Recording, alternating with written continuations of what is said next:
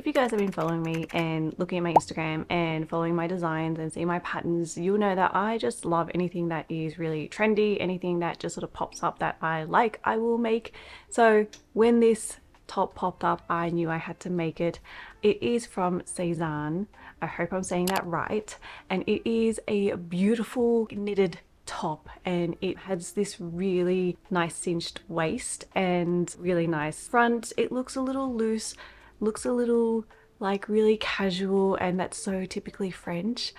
I did go to a Cezanne store when I was in Paris, and it was so, what an experience. I remember I actually wanted to look at some sweaters, and because I don't speak French, which is my own fault, I went up and there were girls actually stopping anyone from grabbing the sweaters, and I assumed they were saying like you had to ask for a size, and because I didn't know how to ask for a size, I just left it, and so I left with no sweaters. The stores are so beautiful to walk into. It's like this experience. It feels very bougie, very boutiquey. It's very lovely. So I obviously went online and stalked the site, and I could see that it was like $210 for the top. And so this is why we DIY. I think this is why a lot of knitters DIY. We just find something we like, and instead of buying it, I'd rather spend a lot more money on yarn and spend a lot of time and just make it myself. So in case it wasn't obvious, we are making this summer knit top inspired by French chicness and my refusal to pay full price for anything. Just for you guys playing at home, $210 minus the yarn that's been in my stash for over a year. Throw in some girl math, and it basically makes this top free. And honestly, being this good at girl math, I would have bought a house in the 90s instead of being 5 and keeping a Tamagotchi alive. So before I start recording this video, I already had this on my mind for the past 2 days, so I am going to just start sort of really getting to the nitty gritty of it now. I even made swatches for it, because you can see on the top, if you have a look at it, it's got these really pretty delicate little lace details, and it's just this little stitch here that I found online. To me, they kind of look like little flowery stitches, but I think they're just, it's like a diamond lace stitch or something like that. If you just look that up, you'll find something similar. This one is an Aran weight yarn. It is a cotton Aran weight, which if I was studying the video closely, which I sort of was, it looked like it could have been a thicker yarn, but then I did knit this sample here on a DK weight as well, and it's pretty similar.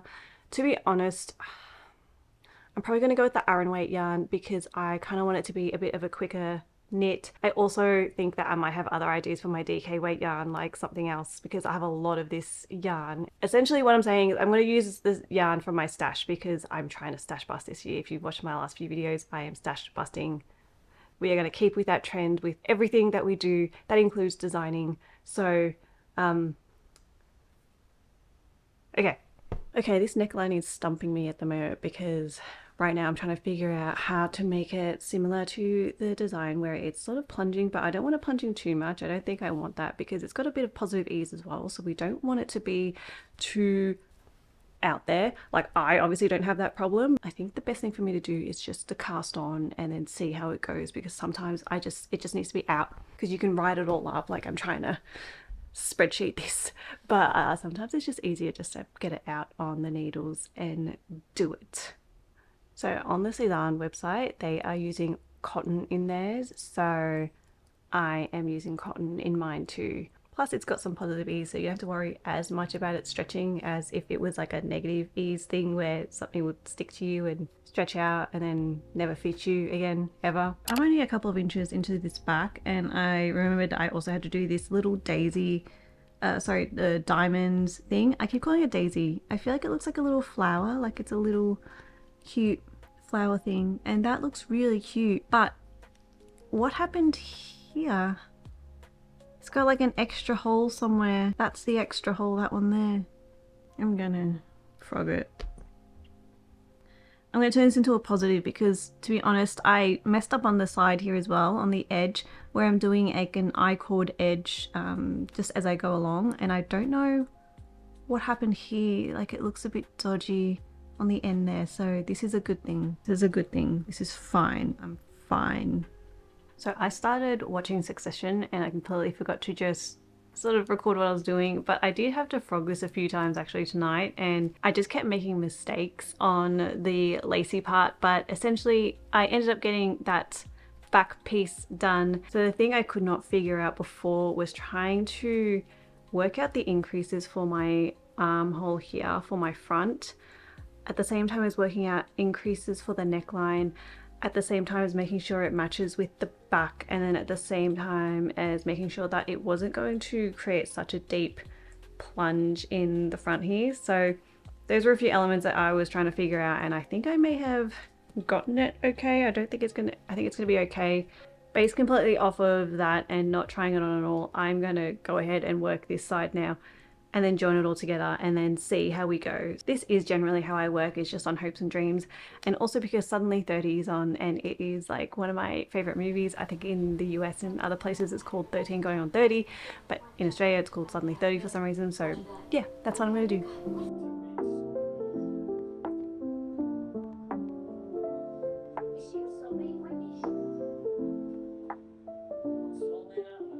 Essentially that is now where we are at with this top. You can kind of see when I've put it on that you can see the makings of like a top cup thing, and then joining it at the underarm with this back piece here, and that'll go under the arm here as well.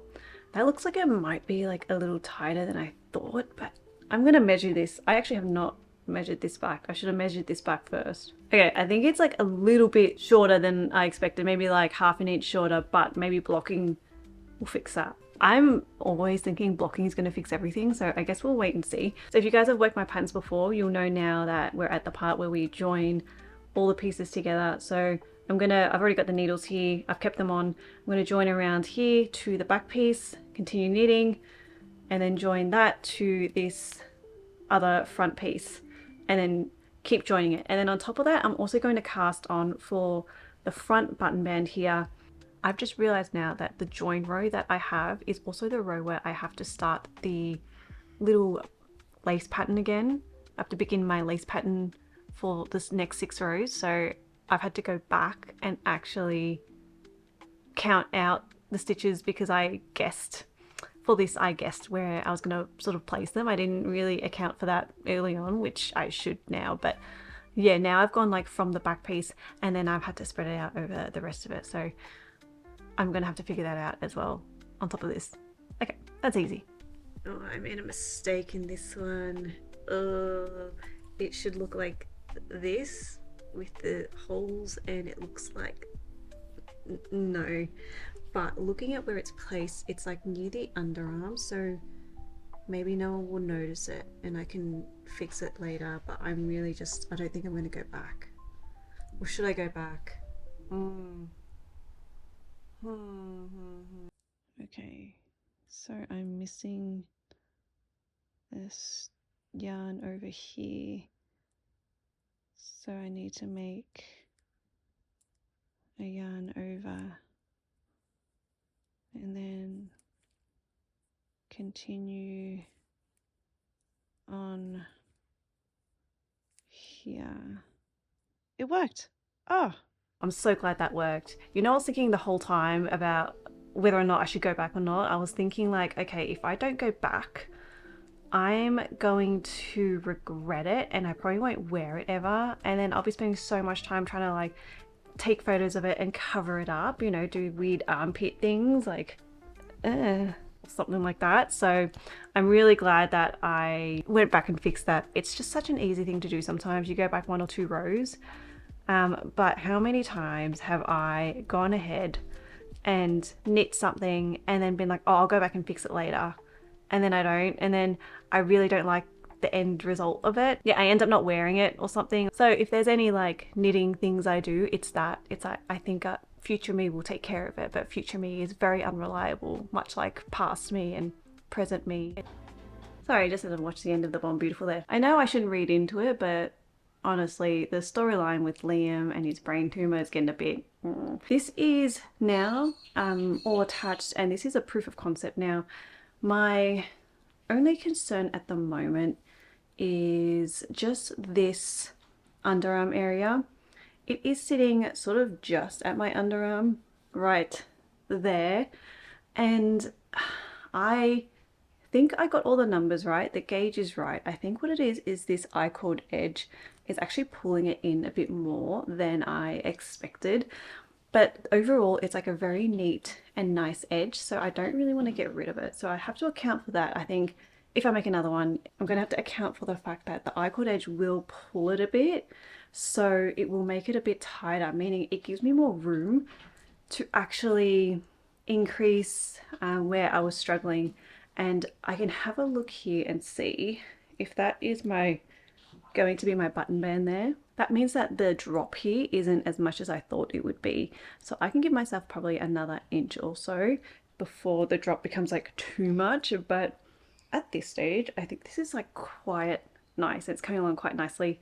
I'm really happy so far with it. I'm saying that now with a bit of a rise in my voice because that could change quite a lot, or maybe it's just because I'm Australian and I talk like this, so who knows. Do not be fooled by my exact same sweater I've been wearing in this video. It is the next morning. This is like day 3 now of me knitting this up. I managed to knit quite a bit of the body last night, which I'm quite happy with. The only thing I realized last night as well is that I placed the buttonholes in the wrong spots. The first 2 are obviously correct because they're where they're meant to be and they're like the foundation for the rest of the buttonholes. But then I placed the 3rd one there where my finger is, where it should be where this other blue stitch marker is instead. And then the next one I've marked as it should be there, which I didn't make a buttonhole for either. The thought of frogging back that much sounds like death, because then there's also like a lace design in the middle of that and I don't really want to go back and redo that. So I think I'm going to do some stitch surgery instead because I can't.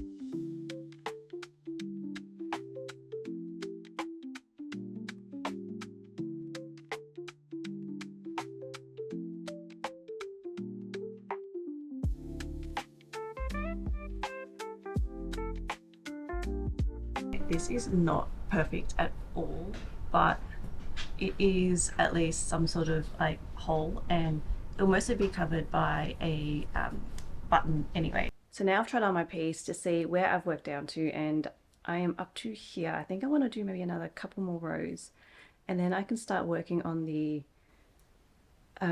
waistband, the part that ties up. It's 10 o'clock and it's still too early.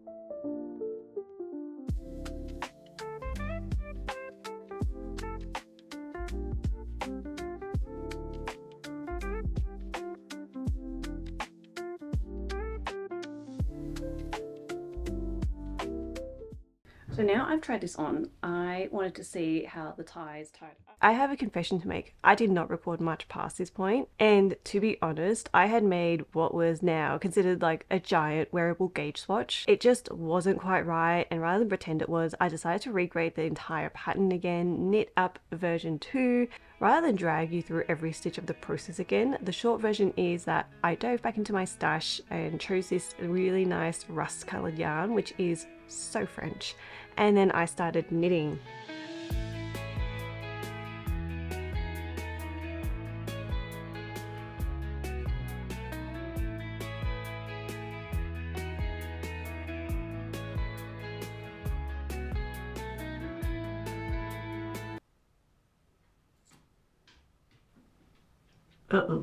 Baby, hit it. To be honest, I almost gave up on the second sample as well. I was so tired. It took me like 3 days to knit it up. The first time I forgot to knit the actual lace design on the back, so I'd knit the whole back panel and then I hadn't knit the lace design. I had to frog that back and do that, and then I miscalculated the lace design, and then I ended up just going with it because it was just, So I'm going to take you through the changes that I made to this brown rust version compared to the white version. To be honest, it really wasn't that much of a difference. I made it bigger, which was the biggest thing that I had to do, and that made everything else fall into line really. But I also made the straps bigger as well because those just weren't really the same vibe, and having a look at the photo again, it was a thicker strap, and to be honest, you could probably go even thicker as well if that's your preference. That's what I love about knitting, is that you can just make these changes as you want. Other change I made as well is to the underarm area. It was obviously a bit tighter on the white one. I kept trying to convince myself that it was fine, that I was fine with it, and to be honest, I probably could have kept wearing it as it was and it would have been okay, but I honestly, it wasn't the vibe I was going for, it wasn't the style I was going for, and it wasn't the feel of the garment I was going for. So I'm really happy that I did end up changing that and regrading that so that it was a bit lower. So because I had regraded everything to be bigger, the tie-up was a lot better as well. It's not like super duper tied up, but I still love it. You can't tell in this photo, but I am wearing a bra that has like thick straps as well. You can't even see it in this. And again, that's the thing I love about knitting, is that you can change things up to suit how you wear your clothes. Like for example, I don't really need a bra, but I wear one out of fear for nip slips. Also, I never really showed you guys the hem, but the hem I made was this daisy flower design, lace design that I've used on one of my other patterns. It creates like a bit of a wavy edge, and I decided to go with that instead of what was in the picture.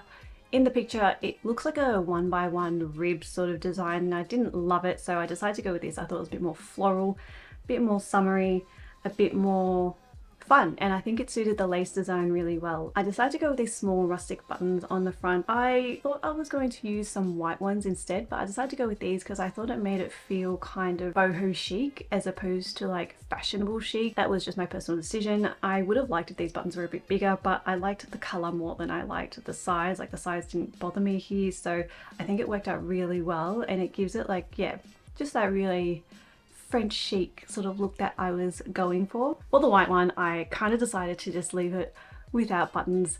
A, because I didn't want to waste buttons on something I might not wear, but also I just think it would be cute as like a vest, maybe a throw on if you go to the beach or something. So thank you guys for watching to the end. I hope you enjoyed this video. If you guys are interested in seeing a pattern or seeing more videos like this, let me know in the comments below.